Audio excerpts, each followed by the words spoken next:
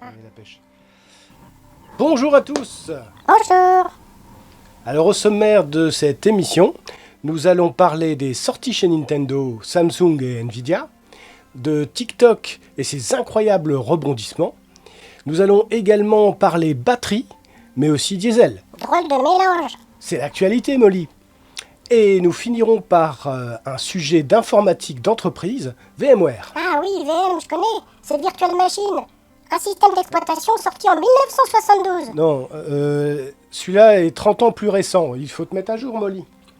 Eh, Patoche, tu sais à quoi on reconnaît un adulte d'un enfant? Non, vas-y. Au prix de leur jouet. Ah, c'est bien trouvé. Et c'est une transition parfaite pour le premier sujet, les joujoux de la semaine. Alors, dans les joujoux de la semaine, nous avons tout d'abord Nintendo avec la Nintendo Switch 2. Elle sort cette année. Oh, moi j'adore Nintendo. C'est trop choupinet. Alors la console sera plus grande, des manettes qui font également souris. Il y aura plus de prises et plus de puissance. Et puis la suite des caractéristiques et le prix en avril. Pourquoi elle est toute grise? C'est triste le gris. Samsung avec les S25 qui sont sortis, notamment la version Ultra avec un nouveau processeur, très intéressant, un design plus arrondi, un meilleur capteur grand angle, une nouvelle version du logiciel et puis c'est à peu près tout. Mais c'est lequel des deux le nouveau? Bah c'est celui de droite, c'est facile. Oh. Non, c'est celui de gauche. Ah, ok, mais tu as fait une erreur sur le prix. Ah non, malheureusement non. Alors Nvidia. Nvidia sort la nouvelle série 5000, dont le haut de gamme, la 5090, avec une nouvelle architecture, encore plus de RAM, toujours plus rapide en tout point, mais surtout en IA, et bref, toujours plus de puissance. Ah, ça, de la puissance, elle en consomme, hein. 575 watts. Oui, Non, mais c'est effectivement. dingue. Ton PC à toi, il fait combien de watts? Le mien, 54 watts à fond, mais il n'est pas aussi puissant. Et pour le prix, cette fois, je suis sûr que tu as fait une erreur. Non, non, toujours pas d'erreur. Alors, sujet suivant, TikTok. Alors, qui veut la peau de TikTok? Ah, mais c'est horrible.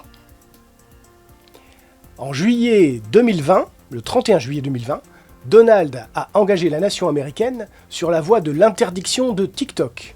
Vilain monsieur. Qui peut sauver TikTok? Et qui peut sauver TikTok? Ben, le même. Le 20 janvier 2025, Donald a sauvé TikTok car finalement, les risques pour l'espionnage des enfants, tout ça, c'est pas grave. Ah, mais c'est pas cohérent. Si, Molly, maintenant Donald voudrait que la moitié de TikTok appartienne à une société américaine. Qui peut racheter TikTok? Ah bah voilà, qui peut racheter TikTok? Allez, devine. Alors je sais pas, mais je parie que c'est soit il fait de la bagarre, soit des fusées. Bon, en fait, on sait pas encore comment ça va tourner, mais il y a déjà des candidats en liste, tu t'en doutes?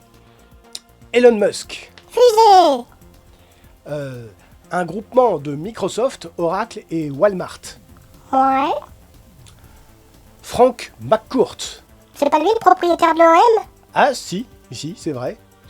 Il y a aussi MrBeast, qui est un YouTuber milliardaire, et qui s'appelle en réalité Jimmy Donaldson. Donaldson, ça veut dire le fils de Donald. Je commence à comprendre. Ah, j'avais pas pensé à ça.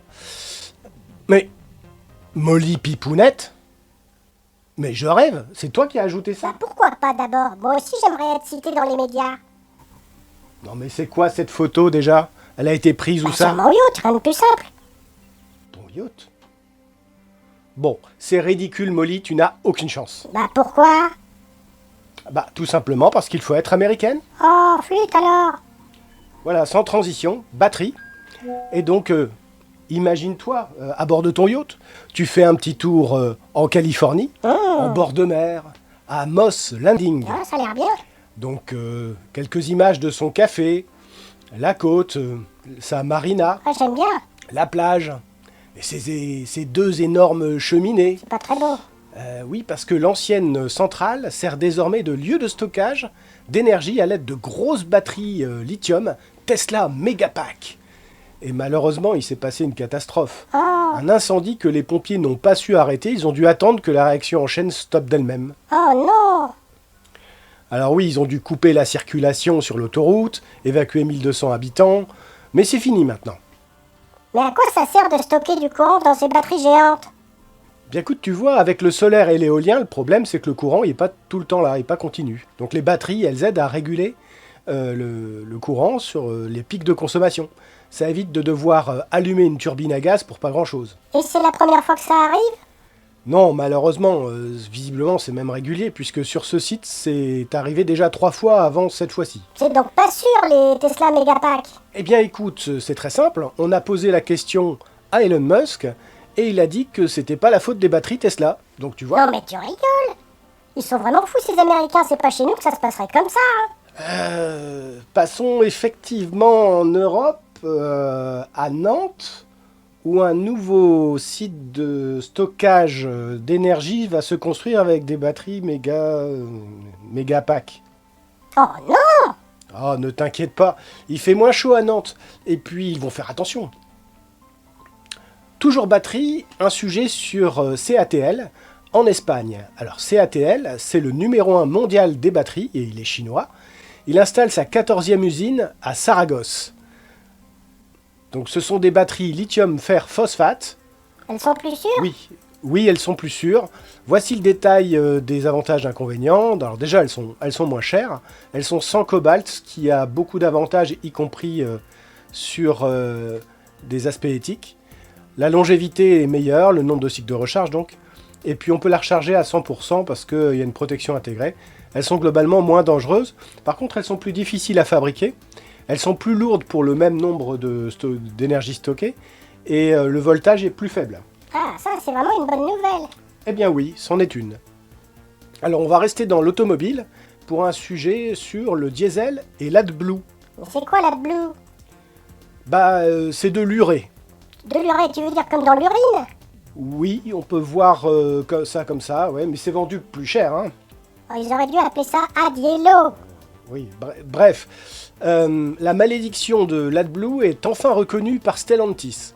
Donc ce système qui permet de réduire les émissions est pas très fiable, tout le monde le sait. Et là, Stellantis met en œuvre un programme qui est un programme de prise en charge, même rétroactif. Plus que 1 000 € pour un réservoir d'urine? Pas seulement, ça intègre différents composants, c'est fait d'une seule pièce, ou disons que c'est pas réparable, hein, c'est une pièce qui est un peu chère. Et regarde le résultat de ma petite recherche de ce matin sur le prix de la pièce. Mais c'est n'importe quoi ces prix. Ah ça, le prix des pièces automobiles, ma chère Molly. D'ailleurs, sur le site lapiècedupro.com, il donne quelques conseils pour faire durer ce fameux réservoir AdBlue. Donc remplir le réservoir avant qu'il soit vide, pour éviter qu'il y ait, on va dire, de la sous-pression et puis les saletés. Nettoyer l'entrée, utiliser un produit anticristallisant, qu'ils vous vendent bien sûr. Et puis éviter le gel. Comment ça, il faut remettre la voiture dans le salon pour pas qu'elle ait froid? Non. En tout cas, moi je préfère le Samsung à ce prix-là. Oui, moi aussi. Sans transition, nous allons parler d'informatique d'entreprise. Alors, VMware, c'est un logiciel qui permet de faire de la virtualisation de serveurs, et il est devenu beaucoup plus cher depuis son rachat par Broadcom il y a 2 ans. Donc il y a eu une étude qui est parue cette semaine par Rimini Street, qui indique que les DSI se reporteraient sur la liste des fournisseurs, les voilà, Microsoft, Oracle, Red Hat et même Citrix, etc. Et c'est étonnant de voir que les solutions gratuites sont si basses dans le classement. Ils aiment bien payer les DSI. Visiblement, ils aiment bien le support, mais pas à n'importe quel prix. Hein. En tout cas, si on veut aller plus loin, on voit que les enjeux identifiés de la virtualisation, ça tourne aussi autour des solutions du cloud. Hein. Forcément.